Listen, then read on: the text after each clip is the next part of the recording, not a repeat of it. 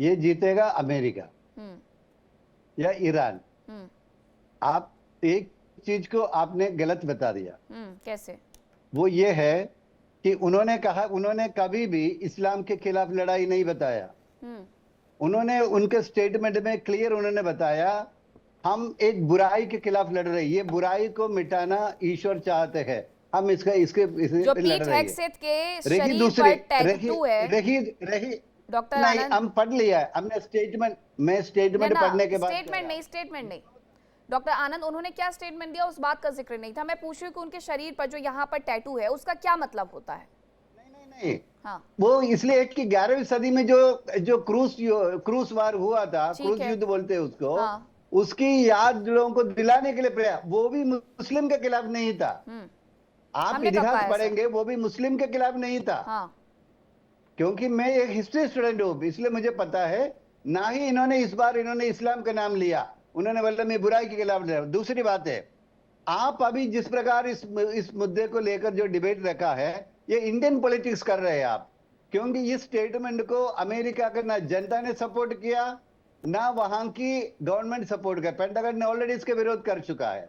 तो इस मुद्दे को लेकर इंडियन पॉलिटिक्स करना आपके लिए गलत है। ना इसमें इस्लाम की लड़ाई है, ना इसमें क्रिश्चियन की लड़ाई है। हमें, हमारे बीच में कोई लड़ाई नहीं है इस बारे में, ये आप गलत प्रचार कर रही है। ठीक, मैंने तो ऐसा कुछ कहा नहीं। जो उनके शरीर पर टैटू बना हुआ है जिसका मतलब आप बता नहीं रहे हैं, मैं उसी को लेकर के पूछ रही थी सवाल, और उसी को लेकर के बहुत सारे, क्योंकि मुझे तो आती नहीं है इस्लामियत ना, और ना ही मुझे ईसाइयत आती है। मैंने आपसे इसीलिए पूछा कि जो टैटू शरीर पर लिखा हुआ है उसके मतलब अलग अलग जगह अलग अलग बताए जा सकते हैं, मैं इस बात को मानती हूँ, लेकिन ईसाई धर्मगुरु हैं आप, तो मुझे लगा कि आप उस बात को सही तरीके से बताएंगे।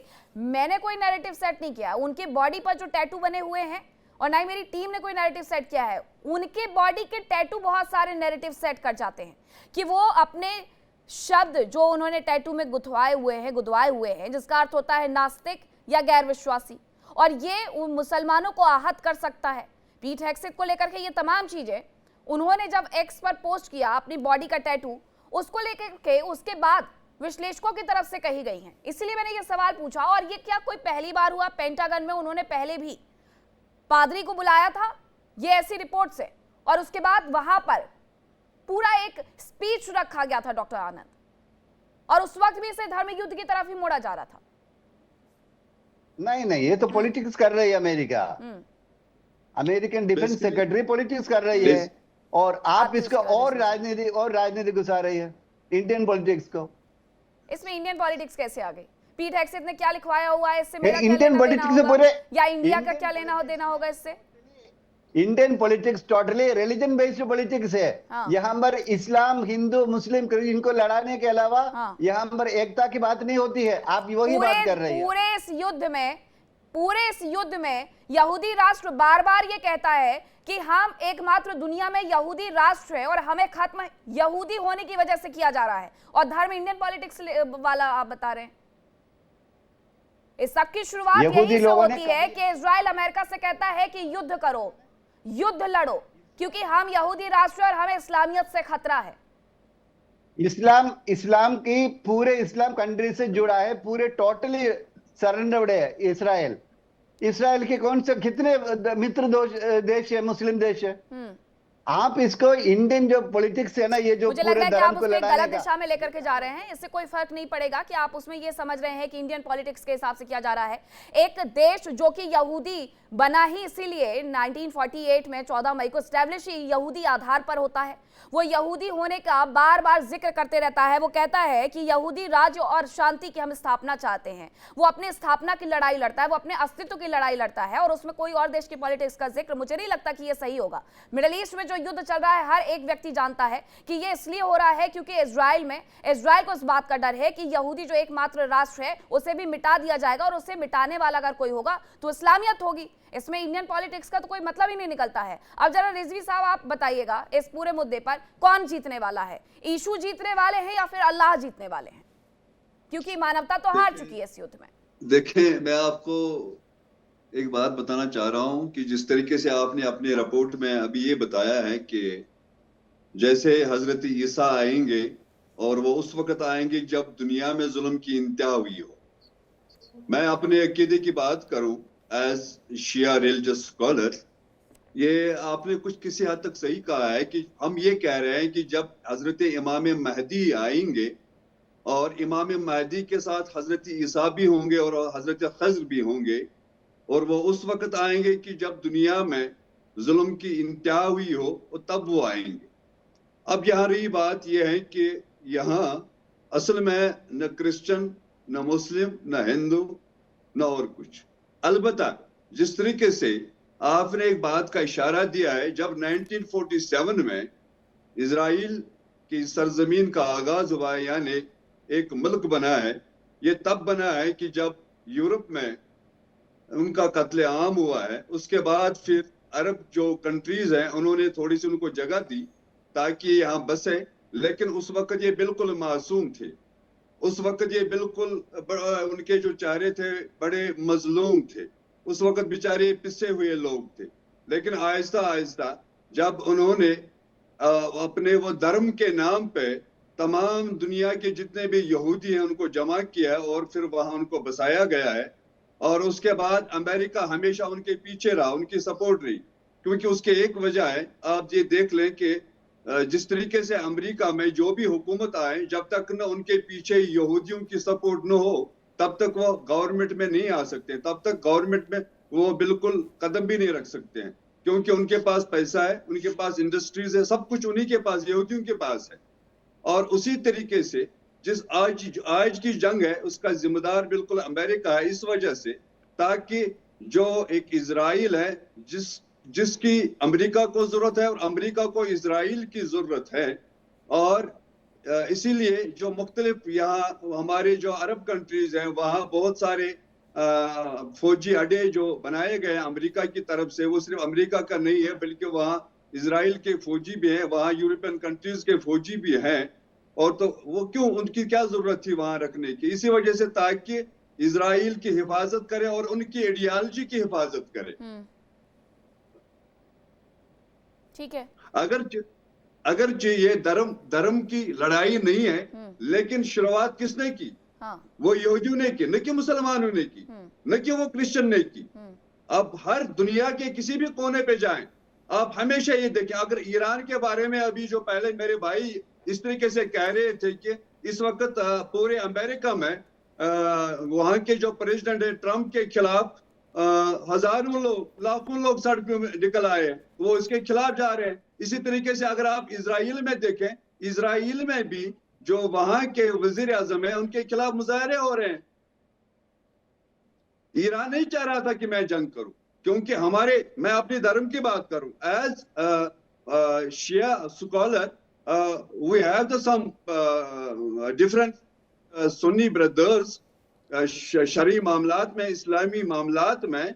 लेकिन मैं आपको बताऊं कि जैसे आप बार बार ये कह रहे हैं कि वहां तशद्दुद हो रहा है, वहां ये हो रहा है, लेकिन हमारा जो शिया कम्युनिटी में जहाद के बारे में जो हमारा कॉन्सेप्ट है, हम जहाद नहीं कर सकते हैं, हम दिफा कर सकते हैं, हम अपने आप को डिफाइन कर सकते हैं। हम यहाँ से गोली नहीं चला सकते हैं, हम यहाँ से किसी को पत्थर नहीं मार सकते हैं। एज शिया रिलीजियस की बात कर रहा हूँ।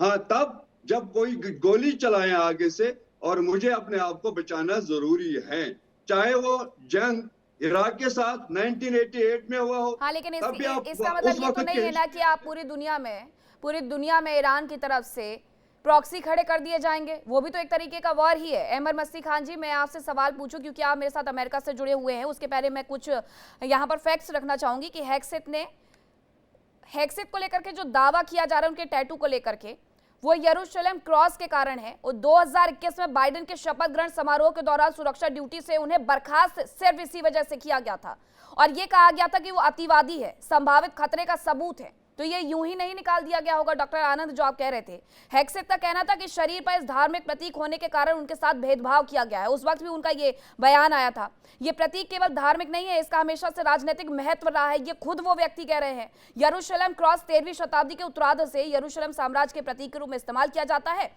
और इसी का इस्तेमाल उन्होंने टैटू करवाने के दौरान अपनी बॉडी पर भी किया है। अब अहमद मस्ती खान जी, क्या ये सच है कि अमेरिका इस पूरे युद्ध को, खासकर जो रक्षा मंत्री हैं, एक तो सोचिए रक्षा मंत्री, और अगर वो इसे धर्म युद्ध बना दें तो ऐसी लड़ाई अब कब होती थी, कभी हुई है क्या? देखिए, आपका शुक्रिया। मैं एक चीज अर्ज करूं कि जो लड़ाई है ईरान के तेल के लिए है, और इजराइल जो अपने आप को गैर ज़रूरी तौर पर गैर महफूज समझता है, पैरानॉइड है, अपने तमाम हमसायों से वो पैरानॉइड है, इस वजह से ये जंग है। असल बात ये है, ईरान के और ये तेल तो बयान उनका बार बार आ भी रहा है ट्रंप का। जी हाँ, ईरान के तेल पे अमेरिका का जो डोनाल्ड ट्रंप इंतहाई लालची सदर है, उसने अभी अभी साफ साफ कहा कि मेरी ख्वाहिश तो ईरान के तेल पे कब्जा करना है। उसने कोई ढकी छुपी बात नहीं कही, ऑन द रिकॉर्ड है। उसने कहा मेरी ख्वाहिश है कि मैं ईरान के तेल का मालिक बन जाऊं। लेकिन उसके साथ साथ देखिए, हमारा ये था हमेशा से कि शायद ये हमारे मुसलमान भाई थोड़े चरिया हैं, लेकिन ये ईसाई तो उनसे 100 गुना ज्यादा चरिया हैं। मैं आपसे सही सही कहूँ, मैं अमेरिका में रह रहा हूँ, मुझे पता है। ये क्या हुआ, मार्च के 5 तारीख को डोनाल्ड ट्रंप ने ओवल ऑफिस में बुलाया 20 पादरियों को। 20 पादरी आए, उसके कंधे पे हाथ रखा और दुआएं मांगी कि खुदा जो है ट्रंप की हिफाजत करे, अमेरिका की फौज की हिफाजत करे, और अमेरिकी कौम को जो है खुदा एक परचम के नीचे आके जमा करे। ये दुआ थी 20 बड़े बड़े पादरियों के, जिनके के लाखों जो है फॉलोअर्स हैं अमेरिका में, वो जमा हुए थे ओवल हाउस में। उसके 3 हफ्ते, एग्जैक्टली 3 हफ्ते के बाद सेंट पीटर स्क्वायर में पाम संडे को, अभी जो 2 दिन पहले, पोप लियो 15वीं जो कैथोलिक पोप हैं, उन्होंने कहा कि अगरचे आप बहुत दवाएं करेंगे, मैं नहीं सुनूंगा, आपके हाथ खून से भरे हुए हैं, ये पोप ने कहा। और पोप ने फिर कहा, पोप लियो ने कहा, अपनी तरफ से कहा, खुदा जंग करने वालों को की दवाओं को नहीं सुनता, बल्कि इनको रद्द करता है।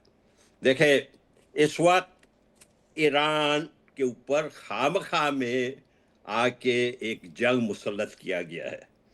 ईरान ने कोई अमेरिका को नुकसान नहीं पहुंचाया, अमेरिका के एक कॉकरोच को भी नहीं मारा। उसके बावजूद नेतान्याहू साहब गुज़िश्ता 40 साल से कह रहे हैं कि जो ईरान है 2 हफ्ते बाद एटमी बम बना देगा। 40 साल से वो ये कह रहे हैं 2 हफ्ते के बाद एटमी बम बना दे। तुलसी गबार्ड ने अपने रिपोर्ट में कहा कि जो ऑपरेशन मिडनाइट हैमर हुआ था लास्ट ईयर जून में, उस वक्त ईरान के तमाम जो न्यूक्लियर सलाहियतें थी उसको वो बिल्कुल नेस्त नाबूद कर दिए गए हैं, उस पर सीमेंट लगा दिए गए हैं। ये तुलसी गबार्ड जो उनकी डायरेक्टर ऑफ नेशनल इंटेलिजेंस है, उनकी रिपोर्ट है।